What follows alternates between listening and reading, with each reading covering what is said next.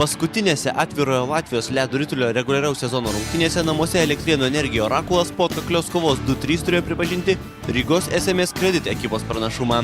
Pergalingą įvartį svečiai įmušė lyg žaisti 30 sekundžių iki rungtynių pagrindinio laiko pabaigos. Apmaudiniai žinau, kas pasidarė iš tikrųjų. Kažkaip paskutinės kelios varžybos ir su Liepoju ir dabar su SMS Kredit. Šiandien varžybos iš vis buvo tragiškos, mano nuomonė. Nežinau, gal tai lėmė, kad turbūt ne vienai komandai jau nelėmė tos galutinės padėties. Ir nepasakyčiau, kad atsipalaidavė, bet atsipalaidavė turbūt psichologiškai, kaip bebūtų. Susitikinėjom tiek mes, tiek Latvija, bet manau, tas davė, varžybos buvo negražios. Ir galėtų iš vis nežinau vėl, kas atsitiko su Liepoja. Pritrūksta gal tas mūsų, kad bendrai jauna komandos sudėtis, jau pakankamai jauna, gal tas duoda, galė, nežinau. Kuo dabar atsakingesnės varžybos artėja ir mes taip pabaigiam varžybos, tai yra baisu, nežinau. Šiame susitikime Energija net 2 įvarčius praleido žaisdama kiekybinėje daugumoje. Pasak ekipos žaidėjų, to būti tikrai negali.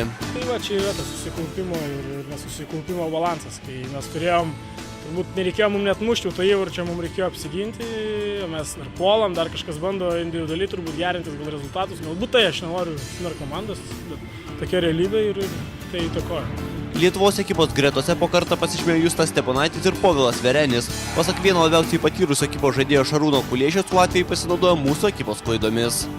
Žaidėm su labai patyrusią komandą ir visada reikia nepamiršti su jais, kad bet kada gali gauti. Jie tik pajuto, kad mes daugumoje vos atsipalaidavom ir įmušė 2 įvarčius.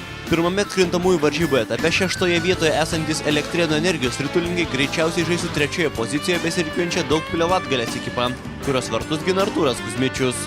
Pas mus jauna komanda iš tikrųjų tobulinti praktiškai kiekvieną aspektą galima. Aš manau, kad jeigu gynyboje šiek tiek labiau vartininkui padėsim ir geriau žaisim nelygiose sudėtyse, ta prasme, kiekybiniai daugumoje mušim, tada mes turim šansų prieš Daugpilį. Jeigu to nepavyks padaryti, tai manau ne. Latvijos atkrintamųjų varžybų startas kovo 2 dieną. Komandos kovos iki 2 pergalių. Gediminas Žygelis, Mindaugas Survila, Sport 1 Žinios + Vilnius.